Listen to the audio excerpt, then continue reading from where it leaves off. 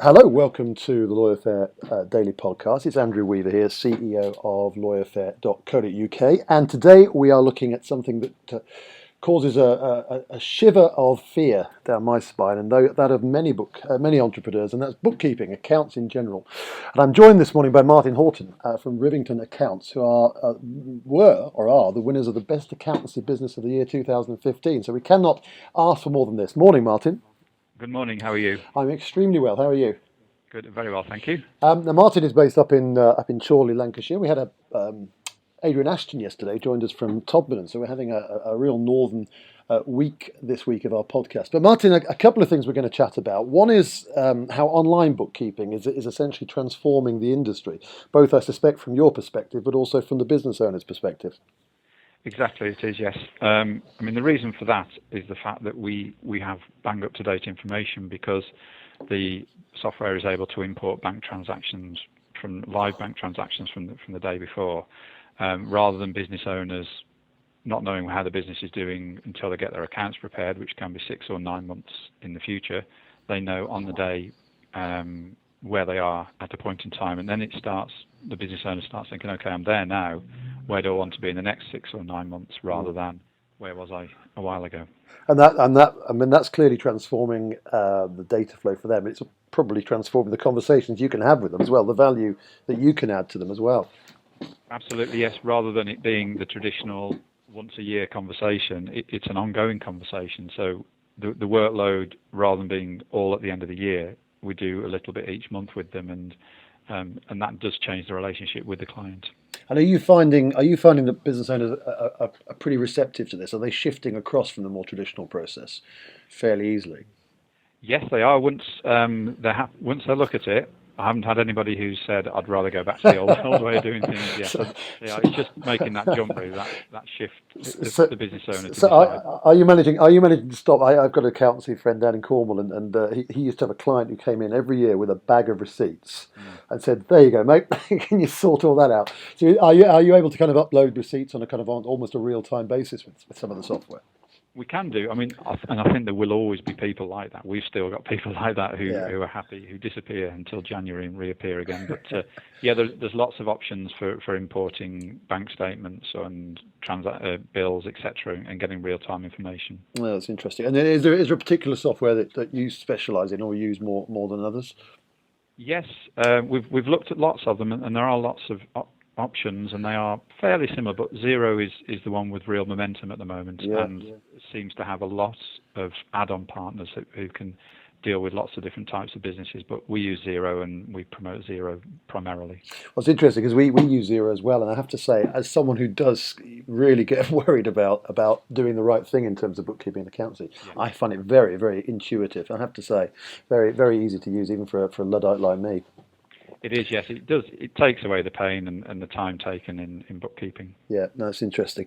And the second issue we're going to hear a bit about, Martin, is something called Profit First Professional, of which I think you or the firm are one of the first 5 in the UK.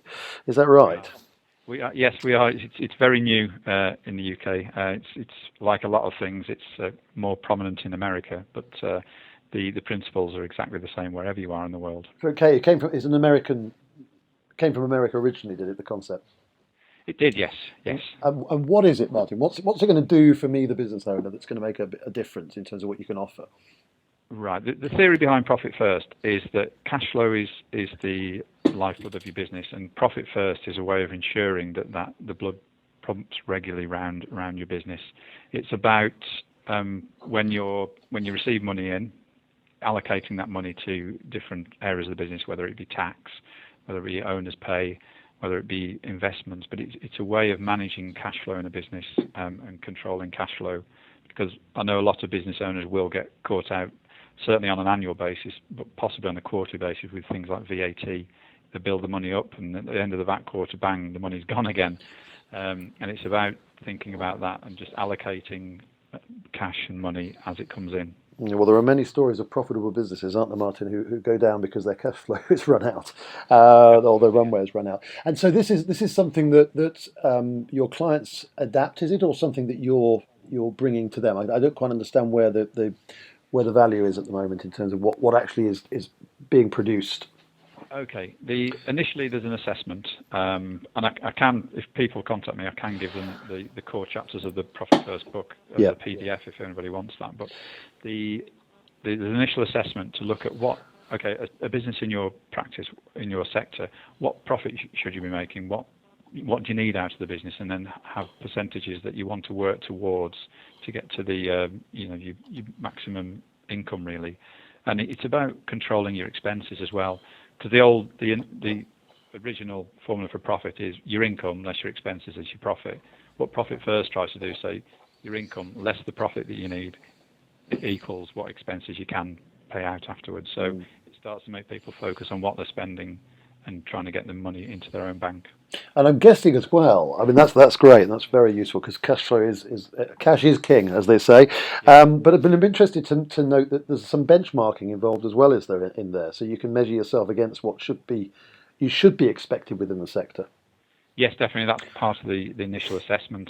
We've got lots of statistics and information that we can use depending on the business to start looking at, where should you be. So it's quite useful to benchmark your own business against where it is now against where you think it should be. I mean, that's really useful. I mean, I've got a background in corporate deals, Martin, kind of mid-range corporate deals, and the amount of businesses you went in, and they didn't know whether their margin matched up, or wide areas of their financial performance matched up against competitors or against the sector.